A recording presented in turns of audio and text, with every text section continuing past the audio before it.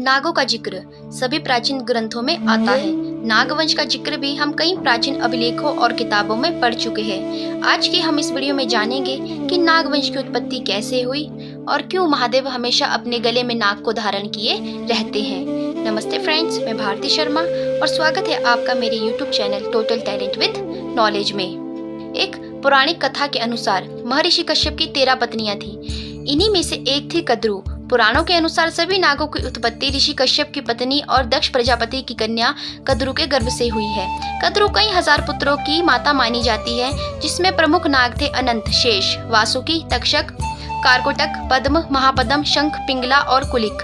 अनंत, शेष, वासुकी, तक्षक, कारकोटक और पिंगला उक्त 5 नाग कुलों का भारत में वर्चस्व रहा। ये सभी ऋषि कश्यप के वंशज माने गए हैं। इन्हीं से नागवंश चला।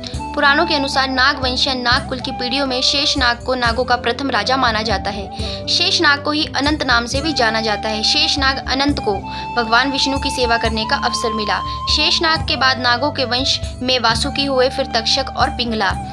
वासुकी ने भगवान शिव की सेवा में नियुक्ति होना स्वीकार किया। वासुकी का राज्य कैलाश पर्वत के पास ही माना जाता है। विषधर तक्षक के लिए मान्यता प्रचलित है कि तक्षक ने ही तक्षशिला बसाकर अपने नाम से तक्षक कुल चलाया था।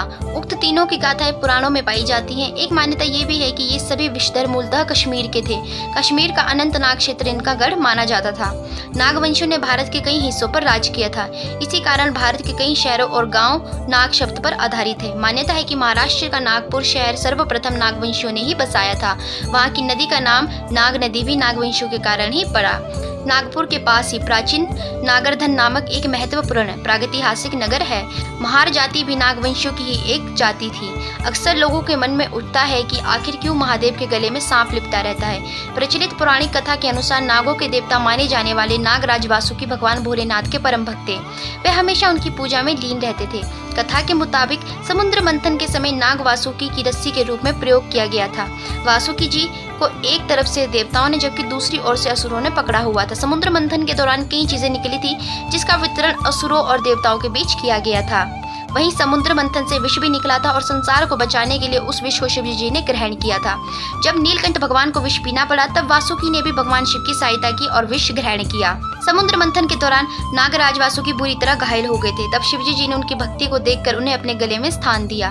धार्मिक मान्यताओं के मुताबिक नागराज वासुकी को शेषनाग का भाई माना जाता है। उन्हें शिवजी जी के प्रिय भक्त और सेवक के रूप में जाना जाता है। कहते हैं कि जब वासुदेव श्री कृष्ण को टोकरी में रखकर यमुना नदी पार कर रहे थे, तब नाग वासुकी ने ही अपने फन की मदद से कान्हा जी की भारी बारिश से सुरक्षा की थी। अतः वासुकी कृष्ण को भी अति प्रिय है। ये मान्यता भी है कि वासुकी ने ही कुंती पुत्र भीम को 10,000 हाथियों के बल प्राप्ति का वरदान दिया था। कहते हैं कि वासुकी के शीश पर ही नागमणि होती थी। पुराणों के अनुसार सभी नाग प्रजातियां भगवान शिव की भक्ति और उनके धर्म भी शैव धर्म माना गया है। तो दोस्तों, आशा करती हूँ कि आज की वीडियो में दी गई जानकारी आपको पसंद आई होगी। और अगर आपको वीडियो पसंद आई होगी तो वीडियो को लाइक करके चैनल को सब्सक्राइब करके बेल आइकन को प्रेस कर दीजिएगा। धन्यवाद।